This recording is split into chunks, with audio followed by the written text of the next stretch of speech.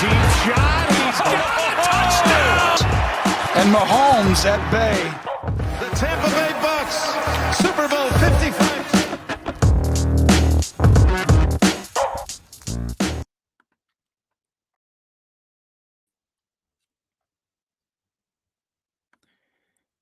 Hello and welcome to another episode of the Bucks Banter Podcast. I am your host, Colin Hallboom, and I am currently trying to get my co-host, the forbidden man, the one everyone's been missing, Bodan Yard, back in the building. So he's going to be operating under the name Scott Capron for a moment, and that's not a huge issue. Here he is, Bodan Yard. What is good, my dude? Man, it's taken so long. I'm glad I'm back. Finally. Bo, should we just rock with Scott Capron above your name, or should I sort this out as we're going through? I think we got to sort it out. It's one of the great compliments I've ever received. But yeah, if you can sort it out, that'd be awesome. Dude, did you happen to catch either of the podcasts that you were absent for? Like, I rewatched them and I was like, man, like Capron was acting like Bodan was dead. Like he was. Yeah, he's a little somber, but he's an emotional guy. That hard exterior that he shows the fans every once in a while. He's a big teddy bear underneath that. So it's not a surprise. He was close to shedding a tear, man, when you chimed in the chat. He was like, "Oh, Bo." He said, "Oh, Bo, like he's like, my heart's aching." I'm like, dude, like he's still alive, man. He's just not on the podcast. Relax, Capron. The funny part is I saw him like 3 days or like 2 days before you guys recorded that one too. Right? You'd think a Michigan fan would have a little bit thicker skin. Yeah. After what they've been through. Comes off easy. But anyway, Bucks fans, rest easy. Colin Hallboom, Bodan Yard, we are here to talk Bucks Cowboys preview. We're gonna cover that, but the sole focus of tonight's episode is contenders versus pretenders. Who is the real threat to the Tampa Bay Buccaneers? Who is going to threaten their chance of repeating as Super Bowl champions? And we are very much looking forward to plenty of input from our live audience. So please don't be shy. Chime in. We want to talk about it because we're talking about who is really going to pose a threat to the Tampa Bay Buccaneers. Like all we talk about on this channel, we're live on Bucks Report. Everyone here is talking about. We're quick to praise ourselves. We're quick to praise the status of the Tampa Bay Buccaneers.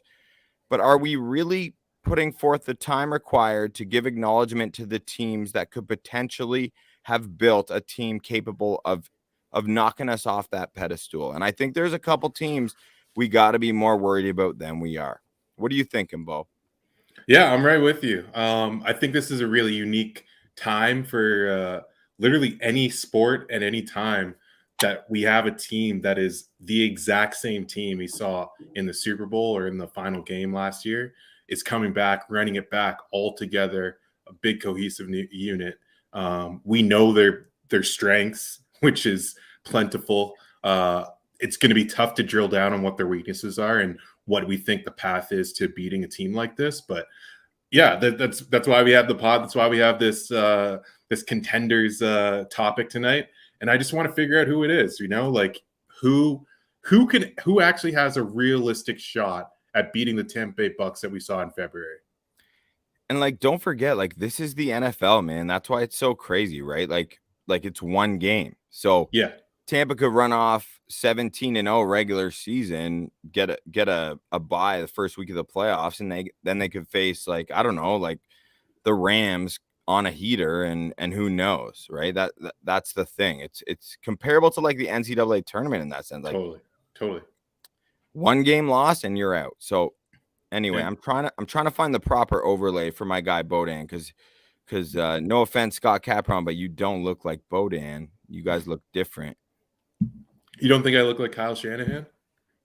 No, but a lot of people think Scotty Cap looks like Kyle Shanahan. Yeah. You got more like that AJ Green look to you. Oh, thank you. Yeah. Who could be? Speaking of which, like fantasy drafts are in full effect. Like I got an auction draft that is my most important league potentially going down while we're still on the air. So if that happens, so be it. Bodan's a little worried about me. I'm not the like supreme multitasker. I'm Math is tough for you as well. Not your strong mathematics suit. are a Yeah. challenge. Like the one game addition to the season has been tough for Yeah. Colin Hallboom, but we are working through it. And if we got to talk fantasy, it's a 0.5 PPR, no keepers. It's straight up a redraft league. So if I have to go live, I will do it, Bo. I'm not afraid Yeah. to. All right, you got it. You got it. All right. Well, sorry, go ahead. All right. Well, I was just gonna like jump into a few like I don't know if you saw the Tom Brady talking about it's making its rounds on Twitter. Tom Brady just talking about how the game's refereed now and the way that we're teaching the game. What did you have any reaction to that? What do you think of that?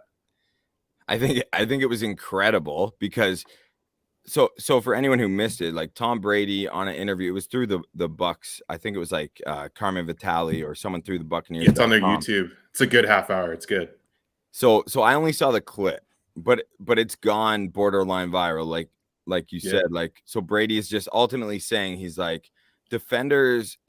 He's like it's often the offense's fault for defenders getting flagged for these like unnecessary roughness penalties because it is up to the quarterback not to lay out their guy. And I think it's the most badass, most like subtle way of saying I'm so confident. Like, please, like harness in on us as the quarterbacks. Like, quit giving so much leeway to the offense because it's getting ridiculous. And that's how confident he is in his accuracy and in his like ability to scout an entire field, right? Because isn't it also just how much he loves football? Like he loves football. He's like, you might be open in this window, but Ray Lewis is at the end of this window. So I'm not going to throw the ball to you because he's going to destroy you, and I'm not going to have you for the rest of the season. Yeah, so, he straight up said he's like when we were playing the Ravens, I'm not throwing over the middle because I don't want to deal with Ray Lewis. Exactly. And an elite defender of that caliber, a Hall of Fame defender, should have that influence on the quarterback. Right? Exactly. You're basically, Ray Lewis means that you're not, it's almost like Rudy Gobert in basketball. It's like you're not coming in the paint because Rudy Gobert's there. So we got to figure out a way to score outside the paint and keep him out of the game or try to foul him somehow. But like in football, it is legislated out. It's gotten to the point where when you're watching those games or we don't have, when you're watching games now, there's no Ray Lewis impact anymore. Guys aren't scared to go over the middle at all. Even though there are that special, maybe not as special as Ray Lewis, but there are special talent at linebacker, like guys like Bobby Wagner and Fred Warner and Levante David and Devin White, and they're being penalized. Like, how can you honestly expect a player playing that position? Your job is to just hunt and attack, identify where the ball is going, right, and stop it. However, when you do, make sure you do so in consideration of the offensive players' like health and well-being, and like let's not, like that's just not fair. It's insane. It is insane, and I think if they didn't legislate that part of the game out, you would see that from the Bobby Wagners, from the Fred Warners, the Devin Whites, the Levante Davids. You would see that from them, but they are literally playing a completely different game than what Ray Lewis was playing in the early 2000s and 90s. Totally. So maybe what we're starting, Bodan, is a whole new discussion about like, I would never utter the words, is Ray Lewis overrated? Let me be clear about that. But is like Ray Lewis being evaluated on an even playing field to the modern day linebackers, right? Because I think there's some special ones. And with the Buccaneers having like undoubtedly the best linebacker core in the league, I'm sorry, like debate individual linebackers as you will. As a duo, it's not even close. Devin White and Levante David, it's hands down, right? Like, Bo's not a Bucs fan. Come on, Bo, right? It's a joke. Like, it's not even close. Yeah. No one has two stud linebackers. And the only name that we failed to evaluate there or mention, pardon me, was Darius Leonard. He deserves mention for being elite at that position. But Darius Leonard, Fred Warner, Bobby Wagner, Levante David, and Devin White. In my opinion, those are the five linebackers you need to mention when you're talking like all-pro game changers. Offensive coordinators need to structure guys who you're basically saying you can't run the ball. Like You literally, when you're running the ball, you're like, where is this guy on the defense? Yeah, that's a funny thing too, right, Bo? Like some of these linebackers, like Devin White, been criticized so hard by Pro Football Focus for not being efficient enough as a pass defender.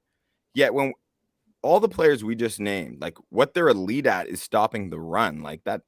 You know what I mean? Like this has become a part of a linebacker's job description.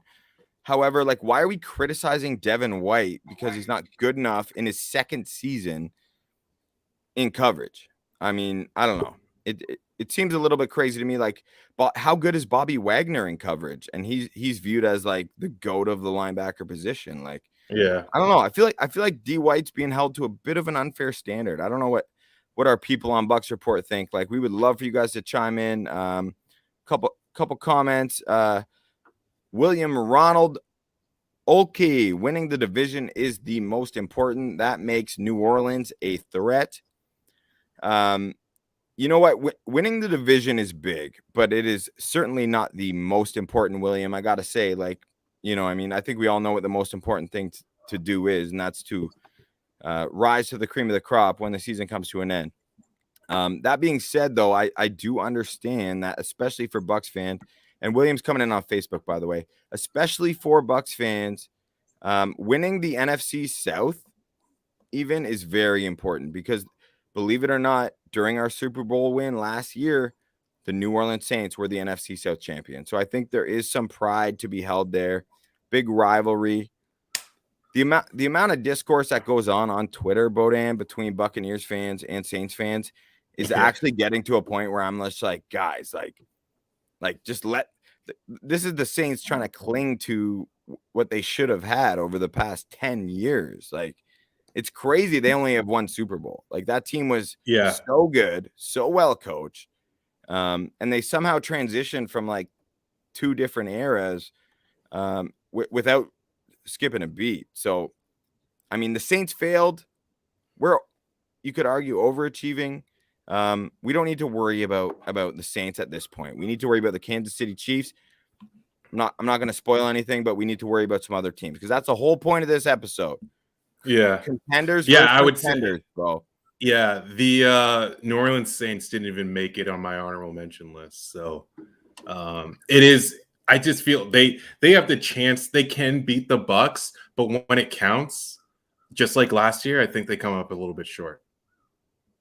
Yeah, I mean, I've been very outspoken, and I feel like I'm going on a little bit of a limb here, telling everybody the Carolina Panthers are going to finish second in the NFC South. I think they will end up being a better team, and that's not some like deep-rooted like issue with Jameis Winston. Like, if anything, I think Jameis Winston gives them the Saints a lot better of a chance of finishing second in the NFC South than Taysom Hill would.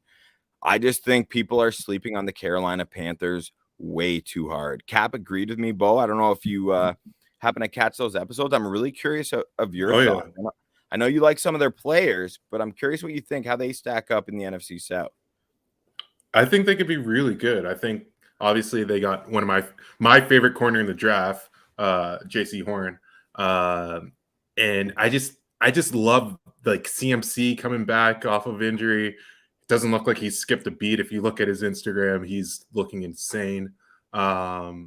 But yeah, I think that they could totally be the second best team. Like, I think that would be overachieving for them, but I think they have the roster to do it. I think they have the coach to do it as well. Like, I like the pick for Matt Rule for Coach of the Year. That's going out on a limb, I think, just because it's tough to win Coach of the Year without winning your division. But I totally could see them being second, see them being better than the Saints. That's for sure. So. Yeah, I have them as one of the teams that you could worry about a little bit, but probably not. You're probably not going to see them in a NFC Championship game or whenever it is that they would cross paths with the Bucks in the postseason. Yeah, not yet. And like, I'm with you, Bo. Like, I love JC Horn. Like, it's a coin toss between him and Surtain, who the Broncos inexplicably drafted over Justin Fields. Yeah. But obviously, that's how like good those two corners are, right? Like JC Horn and Patrick Surtain the second were so far ahead of the next crop of cornerbacks that the Denver Broncos felt they had to take Patrick Surtain there, and the Panthers made a great draft pick in J.C. Horn. Like, if anyone has been following Bucks Banter podcast, we started this podcast leading up to the NFL draft, and me and Bodan were both like banging the table for J.C. Horn. Like, he just got that it factor, right? Like, he got that it factor. He's gonna be a better NFL player than his dad, Joe Horn, who was an incredible NFL player as a wide receiver. If you're just going to compare how they stack up, like, I think he's that special. And people are sleeping on the Panthers defense. Now, the last thing I want to do is talk about the Panthers this whole episode, because like I've been tweeting about them this week and whatever. But again, Scott Fitterer, their general manager, is putting together some really special pieces. Terrace Marshall Jr. was like the highest graded receiver in the entire preseason. He's a rookie at LSU who they took in the second round. Like, Terrace Marshall Jr., going to be a problem playing alongside Robbie Anderson and DJ Moore. And then you have Christian McCaffrey in the backfield, serviceable offensive line.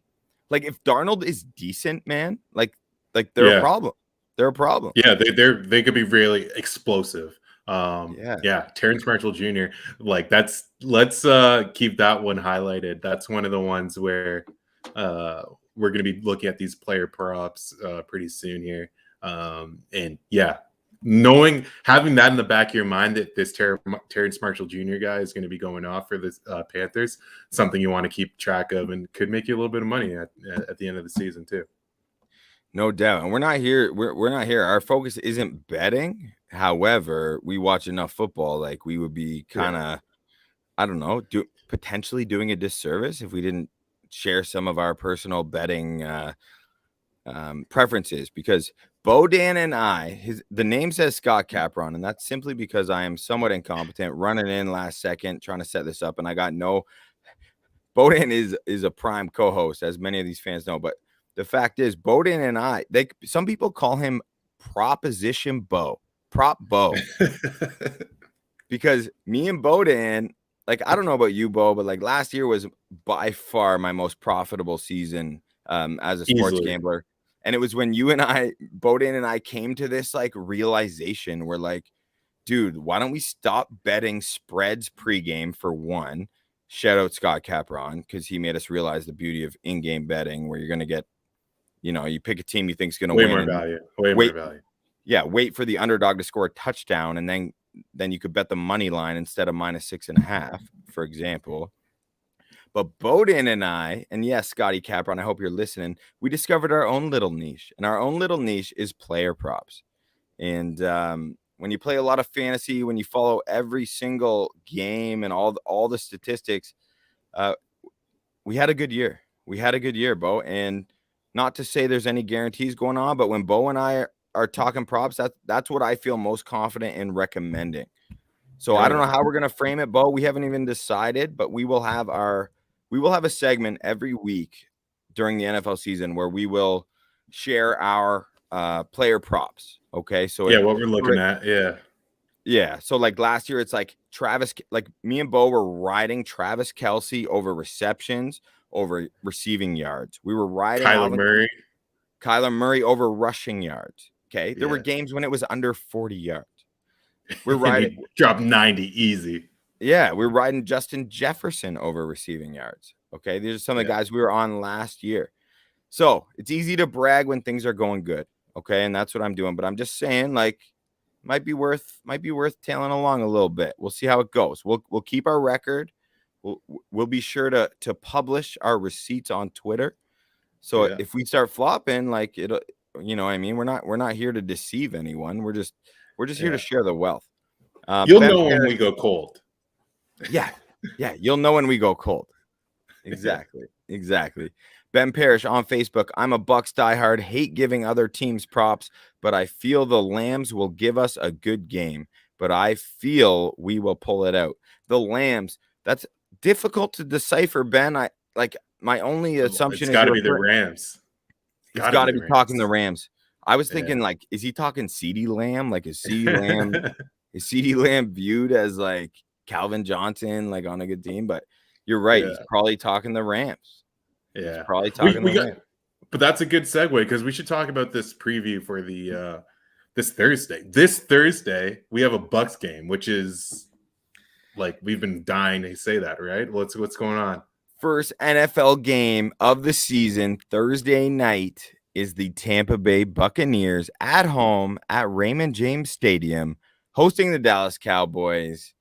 Oh my God, Bo. Say it to me again. We're here. The Bucks.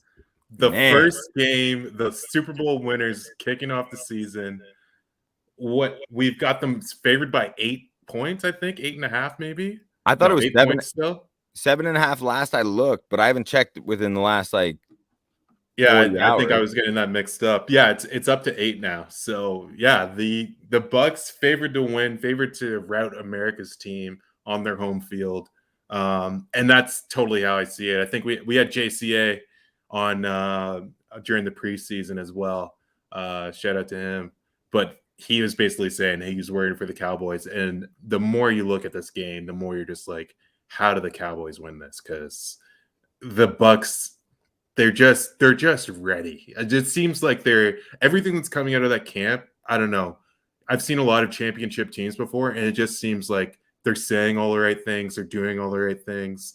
Aside from Antonio Brown getting in a fight in preseason, which I still even think is a good thing for one. I think that's actually kind of good. I just feel like they're ready. They're ready. They want to repeat. I think Tom knows he wants to repeat. Like I'm super interested to see what happens with this team. But the week one, I don't think there's any type of mystery. The Bucks win over the Cowboys, and they win fairly big. And thank God Dak Prescott's playing. You know what I mean? Like that came out while the day that Cap and I were doing last Monday's show. But the Buccaneers' health and preparedness, like you're alluding to, Bodan, seems to be at an all-time high. Like it's insane. There's no lingering injuries outside of Jordan Whitehead, who I think is one of the most underrated players in the league. Like, please go rewatch that Packers game. Dude played like a quarter and a half and delivered so many punishing hits. He dislocated separated his own AC joint, smashing that fumble. But like, it was so worth it. Like, he literally, those plays, the timeliness of them. But thankfully, I was gonna say he's one of the hardest hitting safeties in the league, like or defensive back, like whatever you want to call him. He is the hardest hitting one of, if not the hardest hitting. Totally. And he's not, I feel like Good Morning Football or NFL Network like coverage, no one is talking about Jordan Whitehead. Yeah, you'll never get that. Yeah. So again, folks, Bodan, not a Buccaneers fan, but he watches the Bucks because he is the co-host of a podcast called Bucks Banter. He's given us this objective, like purely objective, unbiased opinion. Like, Bo's not sugarcoating things for us to feel some kind of way. Right. Yeah. That's why it's so important to me that both of my co-hosts are not Bucks fans. And I love you for it, Bodan. With that being said, though, pretty nice having Mike Edwards as our third safety. Okay. Come out of Kentucky. Like, he's a ball hawk. He's an athlete. Like I'm not even like in any way worried if Jordan Whitehead needs to rest a couple weeks even. Like, totally. The way I view that is I'm like, okay, Mike Edwards is going to get a look good. Like, show him how good you are, Mike. Like, create some turnovers, bro. Like, do your thing. Catch up on some comments. Christopher Cole in the building. What is up, Christopher Cole? One of our guys, me Cedar. Two regulars. Me Cedar is probably disappointed that Scott Capron isn't here because me Cedar is the greatest troll of Scott Capron. We love you for it, me. Bucks lose to the Rams and the Bills this season. If you gotta pick their losses, I mean, those are definitely teams that they could drop the ball to. You never know. Me Cedar on Facebook goes on to say they're going to finish 15-2 or 14-3. I'm leaning more 15-4 potentially. Sorry, pardon me. 13-4 or 12-5. I think sometimes a couple like I think we forget like in it's a marathon, right? Especially 17-game season. So I'm taking a more conservative approach. I'm taking that John Ledyard at Pewter Report approach. As Christopher Cole says, I think this is a great point. And it's been a quiet all off season, and that's a good thing. And I think that's what we're talking about, man. Like, they're so prepared. They're so ready to go. No lingering injuries. Brady and Antonio Brown got their knees cleaned up. So apparently both of them are as healthy as they've been in years. Chris Godwin, fully healthy. Okay. And he was not last year. So I expect Godwin. Finger or something. Yeah. Yeah. Like he had a bunch of things. He's always banged up because he goes so hard and he's such a good blocker. He's not afraid to go over the middle. So Godwin's going to be healthy. He's going to put up a bunch of numbers. But the biggest thing with the Bucks, Bo, in my opinion, is just the continuity, like not only of the roster, but the coaching staff. And again, we've talked about this plenty. But I think it's going to result in just it being more of a well-oiled machine on both sides of the ball. And it's one of those intangible things, right? Like you can't quantify it, but it's almost something that's unprecedented in terms of. It is. I can't think of another team that like even like the Bulls of the like the early like the late 90s or the mid 90s, they always had little pieces that were like kept it interesting, being like, okay, this is a little bit different. Can Mike still get it done? But this feels like obviously not to the same level of dominance as the 90 Bulls, but also way more continuity, right? Like it is the exact same team. It's the exact same starters. You might miss Jordan Whitehead for a week or two, but he's going to be back in, and then you have all 22 starters back. I think it's going to show up on week one, because on week one, those mistakes happen. I think the Cowboys are a surprisingly young team. I think their O-line got got very old very fast, but their position players and their defense especially are some younger guys. And I think when you're coming in playing the Super Bowl champions at home, it's going to be a really tough game for a team that is just kind of learning. And also Mike McCarthy being the coach doesn't really do them any favors either. It's going to be a really tough game for the Cowboys. I can't see how they win this. And like, now that I'm saying this, it's like probably putting the hex on the Bucks somehow, but there's no logical reason why the Bucks would lose this game. I can't get there. Now that you're saying it, I'm like, yeah, no shit. They moved the line up. Like 7.5 isn't enough. Like, yeah, it feels like a sprinter being forced to run a cross country race, like just out of their element a little bit. And like the Cowboys have a top 5 receiving group, probably top 3 in terms of wide receivers. But like, let's not forget like Dak Prescott, and like, I don't know if you're I don't know any Dak Prescott haters. Like, he's just like such a good dude. He's like, I think a 4th or 5th round pick. So I feel like no one's cheering against Dak Prescott like we are some other quarterbacks, right? Like, would you agree with that? Like, league-wide? Totally agree with that. And I think if you remember where he was pre-injury before that like gruesome injury, I think we were watching it at the exact same time. I think we called each other like right after, we were texting or something, just being like, he's done. There's no way he's coming back this season. That was heartbreaking. But also, I think people forget how good he was in spite of how bad their defense was last year. He was willing them into wins or into competitive games at least. Before he went down. Him a shot. Before he went down. Yeah, he was just like unbelievable. Literally like Russell Wilson level type of play. But you could argue if they finish this season above 500, he's like an MVP candidate simply because we saw what they were last year without him. Like, they were so bad. Look at Zeke last year, dude. Like, Zeke was awful. Like, people are like writing Zeke off as a running back, like Scott Capron being one of them. And again, this is not Scott Capron beside me. This is Bo Danyard, as any loyal follower knows, despite the overlay. But Bo, like, we could go on and on. Like, there's a couple items I want to hit on. I have my dynasty, like my most prized league. Our good friend Jory Katz, he's the best commissioner in all of fantasy sports. He's running his auction league tonight. Draft going down at 8:30, so I can find out where I pick in 2 minutes. If need be, I will begin this process live on air on Bucks Report. But I'm hoping I don't have to. Because, Bo, you know me, man. I can only focus on so many things at a time, right? Well, let me help you out. Let's try to get through a little bit more of this. I was looking at the player props, and there's one that's sticking out to me that kind of just looks like free money somehow. Okay, this is perfect because I haven't looked at. So the only player props that are out, Bo, must be Bucks Cowboys, right? Yeah, well, the Bucks Cowboys ones are the ones that I have up, and they've got everything out. They've got all the tackles, Amazing, everything. Yeah. amazing. One that I'm like, So I'm hearing this for the first time, folks. Just so you know, like I haven't even seen any of these lines. So I love this. This is me and Bo's. This is what we used to do before Bucks banter. yeah, we would literally just FaceTime each other and just be like, okay, what are you looking at? Passing touchdowns, player passing touchdowns. What do you Yeah, think they got Tom Brady at? I mean, the highest they generally give someone is 2.5. Yeah. Against that Cowboys secondary, I would hope it's 2.5. If it was somehow 1.5 with like horrible juice, then that's kind of like a sneaky way for Vegas to get out of it. Yeah. I would still consider taking it at 2.5 if it's a worthwhile bet. What is it?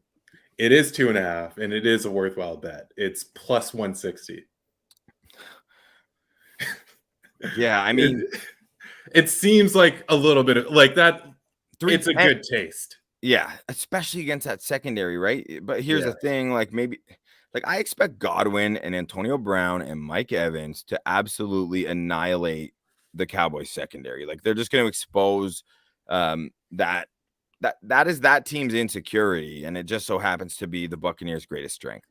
Yeah. So that is going to become all the more glaring on prime time on Thursday Night Football. I think it's a Sunday Night Football broadcast, though, right? It's Collinsworth and Michaels. Sure, which is nice. Which is nice. It's very nice. It's respect.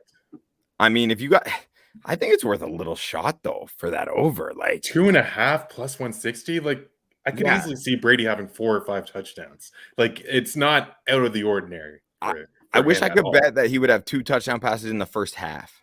Yeah, exactly. Right? Yeah, like, I think you could be good. You'll be feeling good about that bet at halftime. Is the way exactly. I would put it. Yeah, exactly. What else, Bo? What else we got? I love this. It's like guess the props. Touchdown anytime. I know this is one we don't really like to touch that all that often. But they've got CeeDee Lamb at plus 150 for a touchdown anytime. Same with Amari Cooper or CeeDee Lamb for plus 150. So you're basically saying, does Dak throw a touchdown to one of his main receivers? Right. And you're getting plus odds on that. So it's not great. It's not jumping off the page at me, but it's one that I'd feel bad not picking up on. Also, they've got Scotty Miller, which is always like a shot in the dark, but plus 450 for him to score. That's it's there. You know what I mean? Yeah. I think Scotty Miller is going to get even less burn this year almost. Like, really? Yeah, I think AB has entered a phase of his career where he is so healthy and familiar with the offense that he's just going to command so many snaps and he's not going to want to come off the field. Like I expect way more of like Evans, Godwin, and AB being on the field like at a much higher clip than it has been. And I guess to that point, Vegas is onto that as well. Player receptions, Antonio Brown, 3.5 at minus 240. So basically saying that he's going to be Brady's number 1 target. Yeah, obviously there's no point in betting the under. No point in that. Yeah, so they're all over that. The unders 3.5 under 3.5 is plus 170. You're basically betting on an injury at that point because I like you think that AB is going to be a huge volume receiver for Brady this year. Yeah, I think he's a fantasy sleeper. Like to be honest with you, like I know fantasy isn't your thing, Bo, but like I don't know. He's going late. He's going like 9th round. That seems crazy to me. Any more props that jumped out at you related to that game? The rushing yards. The rushing yards just across the board seem really low. They've got Zeke at 53.5. All of these are minus 120. Zeke at 53.5. That's his rushing. That's his rushing total. His rushing yards. Yeah. Wow. That seems like very low. Seems very low. But that's the respect to the front four. With that being said, I think that's almost too much respect. Like that's crazy low. They've got Rojo at 47.5 as well too. That's part of that is sharing the ball, sharing the carries, but yeah, I don't know. He seems like I feel like we talked to JCA. He said he's going to be the feature back or is most likely going to be the feature back. Like 47.5. That's an extremely low for rushing yards. Yeah, but it makes you think like Ezekiel Elliott's number being within 10 yards of that is insanity. Yeah. And 14.5 carries they're calling for Zeke as well. So I don't know. What's the math on that? Let me just pull that up really quick. I guess they're predicting that McCarthy and Kellen Moore, their offensive coordinator, knowing how stout the Buccaneers run defense is, like 2 years in a row, they've been the best run D in the league. They're expecting them to just take advantage of their receivers and pass the ball. But that's it's pretty tasty. It's pretty tasty. Yeah, 3.6 yards a carry at that clip for Zeke. So I don't know.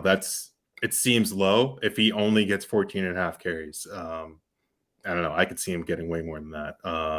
Yeah, especially when this game gets. I guess if the game gets out of hand, they've got to throw the ball quite a bit. But I don't know. I could see Zeke clipping 53 and a half. I think that if you wanted to bet the Cowboys side, that seems like your best bet. I agree. The one that we always look at is tackles and assists, and I think whoever's putting up these lines is a big fan of the pod because they've got Devin White 10 and a half. This is a guy who we made a lot of profit from last year because Vegas was constantly putting him at 7.5, 6.5 some weeks, and he literally could do that in a quarter. I don't know. 10 and a half seems a little high. It always gets me nervous when we're looking at double digits tackles, but 10 and a half for Devin White, 6.5 for Levante David at minus 120, which is one that kind of jumps out at me. Yeah, I think part of that, it all ties into the same philosophy. Like Vegas is expecting the Cowboys to be looking to pass. They're expecting it to be a big part of the game plan. And if it is a passing approach, you would think Levante David over 6.5 would be tasty because he can be in there and runs and as well as tackling tight ends and all that, right? So exactly being such a cover guy. But yeah, very interesting. Devin White was the best bet last year over tackles. The fact they're coming out at over under 10.5 is crazy this early because it just shows that respect, which he deserves. I think though, Bo, we got to start talking contenders versus pretenders. Let's talk about who is going to pose the biggest threat to the Tampa Bay Buccaneers' pursuit of repeating as Super Bowl champions. Let's talk about some of these squads, man. Who are the real ones? Who is the real squads who the Bucs got to be scared of? Who have a legit shot of taking the throne? I'm gonna fill that while you start. Yeah, that was my exact question. Was who has a legitimate shot at beating the Bucs? I guess just to fill here, what kind of game do you think you got to play to beat the Bucs? I think you have to be ultra aggressive offensively. I think you've got to be forcing your linebackers into coverage. You don't want Devin White and Levante David just kind of spying your quarterback or finding a way to get to the ball because you're trying to be a patient running team. That's just going to be a recipe for 3 and outs against this Buccaneers defense. So you want to try to force their linebackers into coverage. You want a lot of quick passes that kind of frustrate that front where you've got Vita Vea, JPP, Shaquille Barrett. You got those guys just kind of being frustrated that they just can't get to the quarterback, getting the ball out that quickly. And then I think you also got to be the type of offense that just kind of takes these huge shots, hoping that the secondary kind of shows their age there. I think the Bucs secondary is very good. But I think if there was any weakness on this team, it would probably be that Bucs secondary that you would try to attack, that you would hope that you can kind of stretch the field against them and kind of force them into mistakes and get lucky a few times on some big plays. And then on the defensive side of the ball, I think when you're playing Tom Brady, you have to be extremely disciplined on defense. You really have to protect the middle of the field because he'll take advantage of you with his tight ends. He just loves playing that way.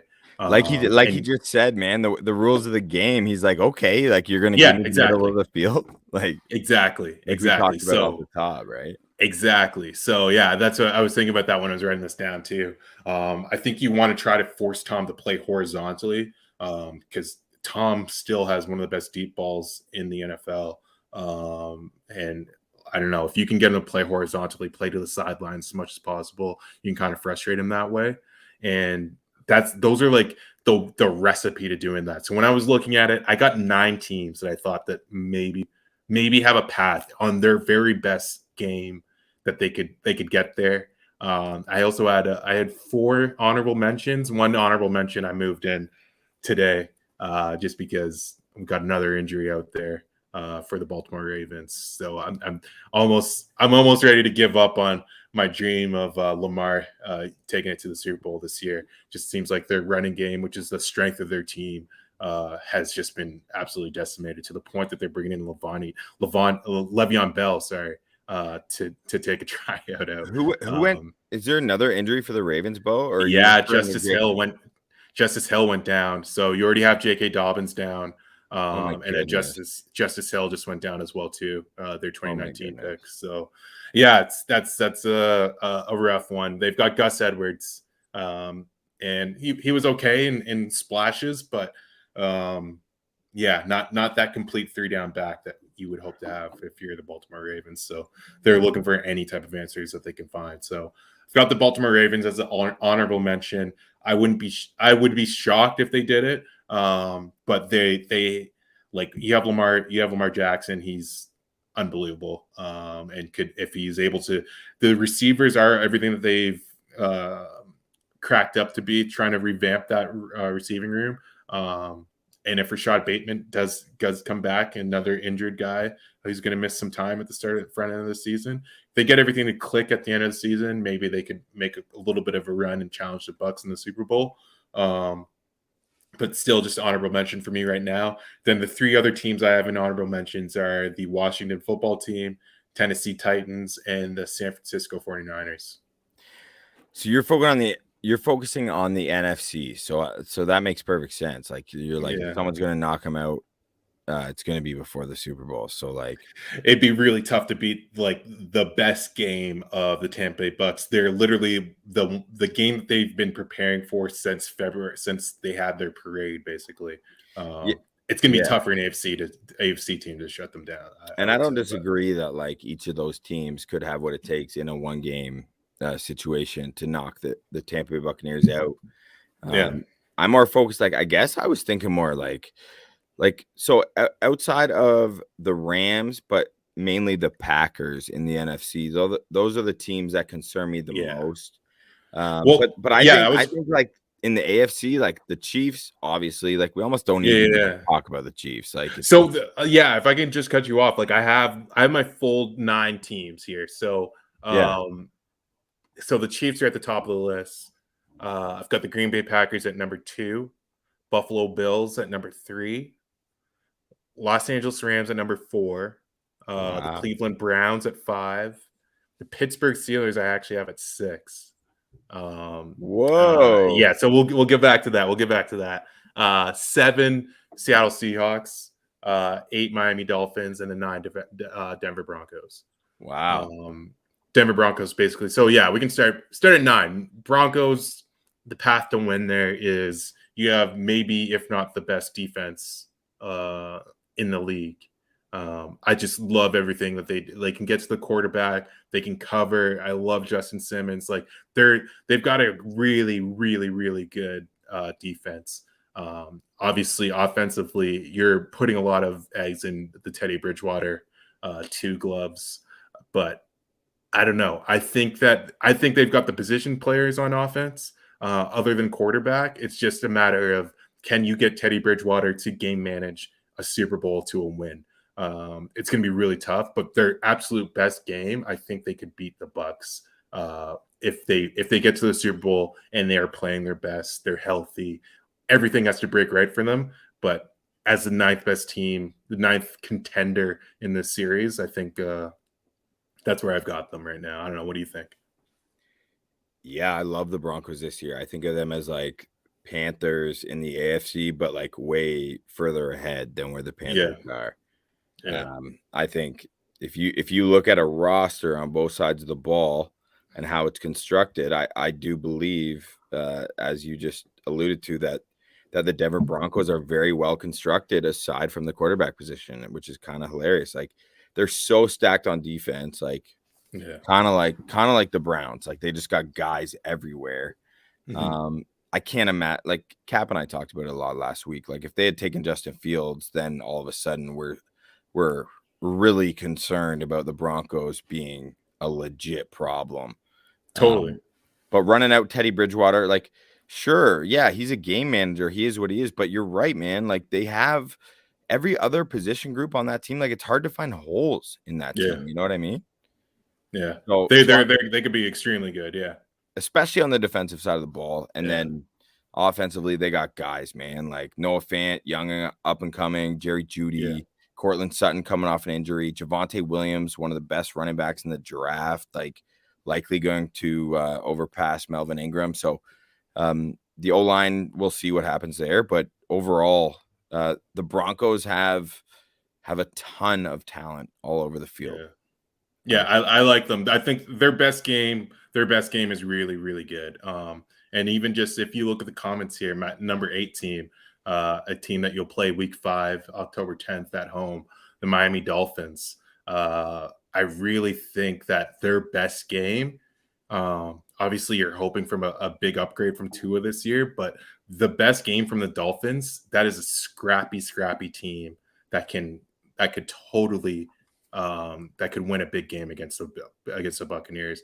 That game would have to be the Super Bowl, but it's tough to envision a contender list without the Miami Dolphins at this point, which is huge, just thinking about where they were even 2 years ago. Yeah, and like as our friend here coming in on I believe it's YouTube, Ramona K, Finn secondary beats the Bucks. Yeah, I couldn't really disagree with that. Like Xavier Howard and Byron Jones. You know, I mean, you got a top 5 corner in the league. Some people feel Carlton Davis is on that level. It's certainly that is an interesting argument, and one that I think we would need to break down a little bit more specifically each position. We'll do that week 5 for sure. Yeah, we absolutely will do that before that game. Yeah. But that's a good point to bring up, Ramona. Thank you for that. Bucks is a super team. We're getting lots of good comments in here. I like it, Bo. I like the team we're talking about. Like, you know, in terms, like, so I have AFC teams written down. They scare me the most, which is kind of beneficial to Tampa Bay Buccaneers fans. Like the Chiefs, the Bills, and the Browns. To me, I don't even have the Ravens as a team I think has what it takes to make it to the Super Bowl this year. I mean, losing J.K. Dobbins, losing Rashad Bateman. I mean, those were kind of the pieces they needed to take them over the top. Yeah. Right? They traded the tackle to the Chiefs for a draft pick, which they used on an edge rusher. They took Jason away and Rashad Bateman in the first round, which were great, which were fine picks. No issues with the picks, but Bateman's out. So they lost a piece of their O-line, and they didn't actually improve those important skill positions, which seemed to be what they needed most. Yeah. And even like we had the famous quote on Jason Away at the time, who I've said that anyone but the Ravens, would be kind of crazy to take him in the first round. But of course, the Ravens ended up doing it. You did literally say, you're like, Jason Away, probably not a first round talent unless the Ravens take him. Yeah. You absolutely said those exact remarks verbatim. Exactly. And I don't know. I heard more about Joe Tryon than I did Jason Away during this preseason. So I don't know. That doesn't bode well for him. I'm sure they're going to keep on coaching him up. He had a lot to learn from what we saw on tape and what we saw in the scouting reports on him. So I'm not crazy about the Ravens. I think the big shocker for me was when I was looking at it was the Pittsburgh Steelers, who I have at number 6 as one of the top 6 contenders for the Bucks to knock them off if they meet them in the Super Bowl. I think it goes back to you're hopefully everything breaking right for them, where they have a healthy Ben Roethlisberger at the end of the year. Their offensive line is better than what we saw at the end of last year, somehow magically, organically inside of that coaching room. Just like sheer desire and will. Yeah, literally, that's all you can really bank on if you're a Steelers fan. That's the only way you're replacing a Pouncey and a Villanueva and exactly. Yeah. So this is like that offensive line playing out of their mind in the Super Bowl against the Bucks. Um, I was basically coming back to like them possibly having an extremely explosive offense again this year with their wide receiver group. And then also their defense is strong. Their defense is a type of defense that could give the Bucks offense trouble. Their front is very good. It's going to test that O line, even though we think the Bucks have one of the best O lines in the league. I think that's one of the best defensive fronts in the league in Pittsburgh. TJ Watt is back and healthy. They can't be less healthy than they were last year as well to close out that year. They missed so many guys to so many games for so many injuries.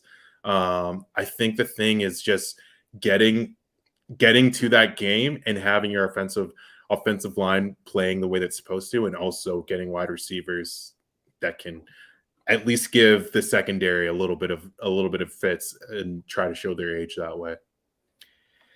Yeah, I mean, like you're going on a limb there a little bit, like Yeah. to take the Steelers to have the potential to arise out of the AFC. Like I just like my team, my squad this year that I would ride with, like that I think is going to, which seems ridiculous because they made it to the AFC Championship last year, but I'm just so infatuated with the roster construction of the Cleveland Browns. I love Ed Stefanski, their head coach, and their roster is just so so deep and talented that I can't help but be, like I said, enamored with it. And we'll see though, because so much is riding on Baker Mayfield, and that's part of what's so cool about football is that like if you could have this like it's like the Broncos, right? Like you could have this incredible, impeccable roster top to bottom, but if your quarterback is unable to execute consistently and at a high level, then you can only go so far. Yeah, that's true. You know what I mean? I think, Bo, that's part of my issue with the Ravens. I worry they're too one-dimensional as elite of an athlete and quarterback that Lamar Jackson is. I just like with Rashad Bateman out, I'm just like, I don't think they're taking that next step. So the Browns and the Chiefs in the AFC to me are the squads, and the Buffalo Bills, man, like yeah, I they're was gonna a say the problem. Bills. They're a problem. Like we got to talk about the Bills, right? Yeah, week 14, you guys play them in December at home. So I think this is a game where I think Josh Allen was legitimately picturing playing Tom Brady in the Super Bowl last year. And then the Chiefs ended that for him. But the Bills, I think they're, again, another one of those teams where they've kept the continuity. I think they're going to have a little bit of issues. I think shout out to Michael Irvin, who said this before all of this vaccine stuff started. If you don't have a fully vaccinated team, you're not serious about winning. And Speaking of which, I really feel like that's playing into like reality right now. Yeah, the Bucks 100% ready to go because they have 100% vaccination rate on their team. They're ready to go. They're ready to be they're ready to just not lose any guys for extended periods because of COVID or just because somebody was around somebody with COVID. And speaking to from experience, I know the vaccine works extremely well in stopping from infections or making sure that you can test negative when it counts. So yeah, what I see from the Bills is just they're going to be there, but it's going to be really tough for them to get over the hill against a team like the Bucks. But I think they've got all the tools. They made my list. They're at number 3 on my list. So I really feel like they're going to be one of the best teams in the league this year. Yeah, it feels like a cop-out, man, but like these teams at this level, like this tier 1 level, right? Yeah. Who have proven or show the potential to be able to make like a conference championship game. It's about the quarterback, I think, for the most part. Like, can the quarterback execute at such an elite level that like the opposition can't possibly overcome it? And Josh Allen certainly has that talent. Like Baker Mayfield has that talent.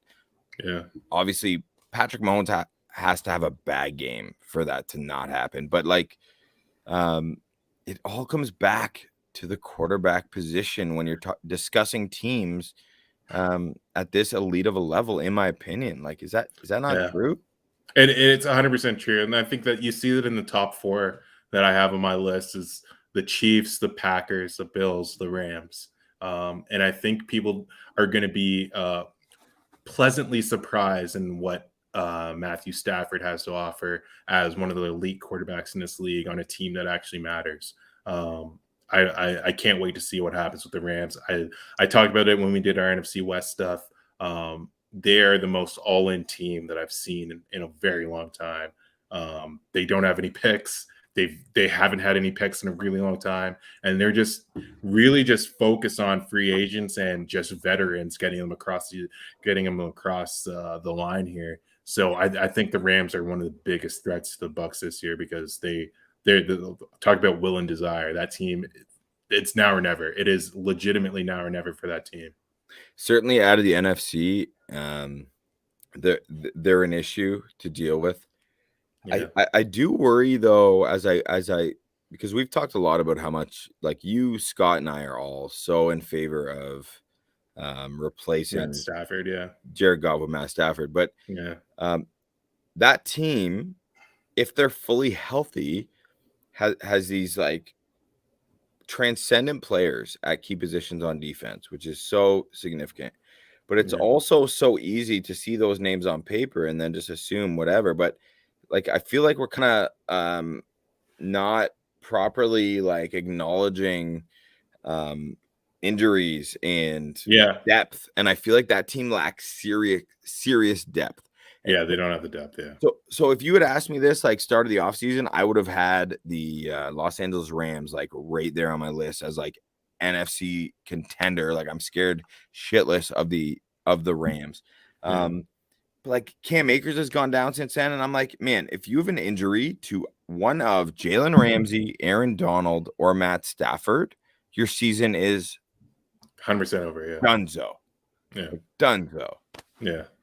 So that's the thing for me. It's just like you never know, but like when you're putting together a list of like who could possibly beat the team that's won the Super Bowl and bringing back all their starters, you have to think about it as okay, this team like if everything breaks perfectly well for the Rams and they're in the they're in the NFC conference with the NFC conference title game with the Bucs, is their best good enough to beat the Bucs? And I think their best is good enough to beat the Bucs. I think that on a neutral field, that might be a pick 'em. You know what I mean? Like, I don't know about that, but I would say their best could beat the Bucs. Absolutely, that's a completely reasonable statement.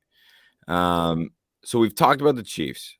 Well, we didn't even need to talk about the Chiefs. Everyone knows about the damn Chiefs. Like, it's someone you're all worried. If you're a Bucs fan and you're watching this pod, that's the team you're most worried about. Like exactly. It goes without saying. Yeah, exactly. Like they did everything right in the off. Like just as much as the Bucs did everything right this offseason, you don't have a lot of news coming out about them. The Chiefs did we have a weakness on the offensive line. Let's get one of the best offensive lines in the league right now. Let's just go out and do that. And that's literally what Andy Reid did. And they kept all their position guys. They're looking good.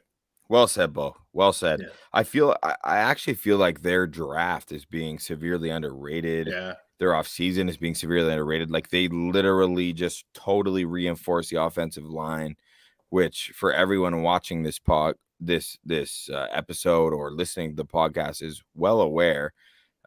Goddamn, anyone who watches the NFL is well aware. Like their lack of offensive line talent is what cost them the Super Bowl to a certain extent. So they just hammered on their weakness, their greatest weakness. Yeah. You know, some teams get cute. Like general managers get cute sometimes. And I don't know. They did it, and it kind of scares the shit out of me. I know. On paper, it looks like they got it all right. So yeah. I think last year their best could have beat the Bucs if they could get their best there, but they just didn't have the offensive line to get it done. So we're hearing too much about things about beating the Bucs. A very fair comment. It's going to be super tough for anyone to beat the Bucs. That goes without saying. I think that's why we're not saying it that much, is because if the Bucs the best version of the Bucs is a repeat. There's not a team that can compete with what the Bucs are putting out there. That's the whole point of the episode, though. Yeah, right? No, totally. It's basically saying what's the average Bucs game against the best opponent's game. So yeah, just jumping on like the last one before we go here, Green Bay Packers. How do you feel about that? Because I like when I was looking at it, I was just like, you know what, they've got everything in the recipe to beat the average Bucks game with their best. Aaron Rodgers is back, presumably as motivated as ever to make good on whatever promises he's been made.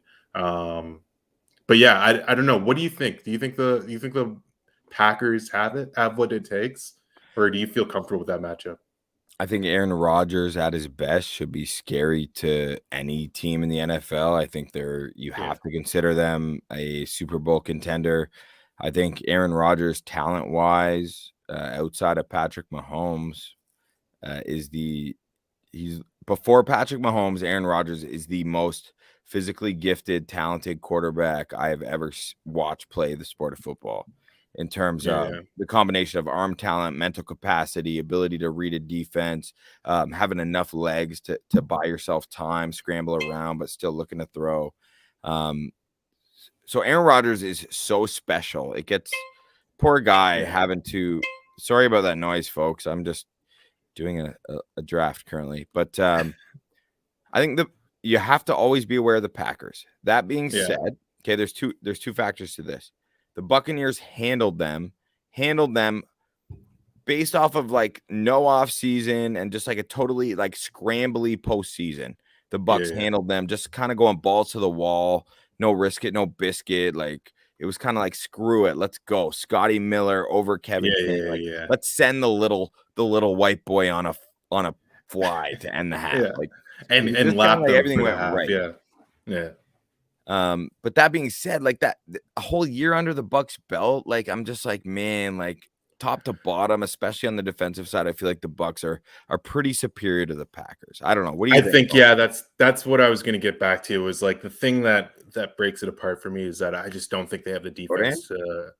Yeah, sorry, I just don't think they have the defense to take out the Bucks. You know what I mean? Like I think that when they lost Bodan.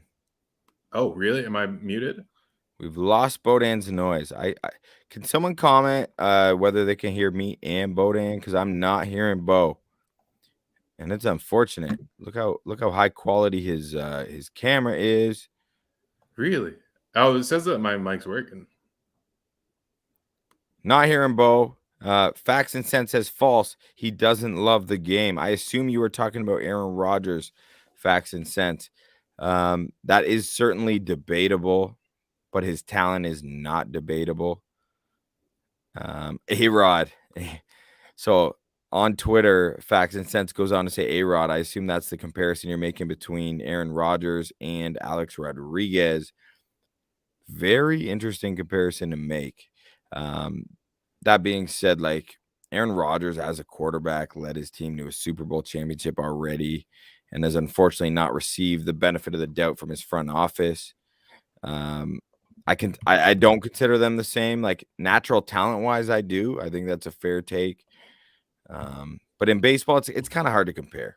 In baseball, you can only impact the game so much. Oh, you hear both of us, Christopher Cole. So you can hear Bodan.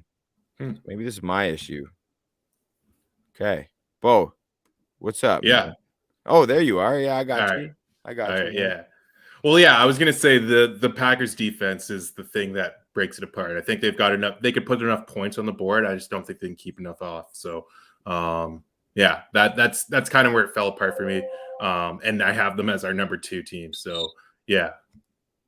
And they they re-signed Kevin King. Like, let's not. Yeah, the guy. Yeah, the guy our 5th string wide receiver burned. Yeah, they re-signed. Like, what does that tell you, folks? Like, Jair Alexander is legit, man. Like, cornerback 1. To be honest, if someone were to be like, oh, you can trade Carlton Davis for Jair Alexander, I would do it in a heartbeat. Yeah. I think everybody would. Yeah. I mean, like, I would. But Bo, some people view Carlton Davis as absolutely like a top 10 corner, even potentially top 5, but he's a totally different style. Jair Alexander is just like quick twitch, like the smoothest hips you've ever seen, as you know. Just a guy who can cover anyone. Carlton's like that lengthy, like raw grit type player. Like he gets Just the sticks most. to you. Yeah. Yeah, he just gets the most out of what he's been given. So Yeah. He's just always there. Yeah. yeah. Are there But yeah, any that's my teams- list. I don't know. Go ahead. No, that was my whole list. So I've got Chiefs, Packers, Bills, Rams, Browns, Steelers, Seahawks, Dolphins, Broncos. Their very best game is a threat to the Tampa Bay Bucks quest to repeat. Those are the only teams that I've got. But I think if the Bucks are playing their best when we get to the Super Bowl and they match up with one of those teams, I think we'll see that they're favored by like 1.5 to 3 points at a minimum. Yeah, so that's where I'm at right now going into the season. Yeah, it's a good list. Like the only other team I think of that had the potential to be on this list, but they signed Carson Wentz, of course, was the Indianapolis Colts. Like they're Yeah. well built, you know what I mean? Like in the trenches, their defense is fantastic. They're well coached, but they brought in Carson Wentz and like he's had like a couple practices with the team. So Colts are out. I agree. You have to acknowledge the Los Angeles Rams. But for me, like my list is pretty small. Like I'm super pardon that noise, folks. Again, I'm in the middle of an auction draft worth half my mortgage. But anyway, I got the Chiefs, the Bills, the Packers, and the Browns as the biggest, truest contenders or biggest threats to the Tampa Bay Buccaneers' chances of repeating as Super Bowl champions. I feel like we talked about each of those teams, did we not, Bo? Yeah, we killed it. I think we're good, man. Like Right on. go win some money. Go win your mortgage back, please. All right. Thank you for tuning in, folks. This was episode 21 of the Bucks Banter podcast, talking true contenders versus pretenders. All sorts of good stuff. Great to have Bodan back on the podcast. Thank you to everyone who joined us. We appreciate it. And we'll be coming to you live every Monday night at 7 p.m. Eastern. Take it easy. Hey, Banks. Go Bucks.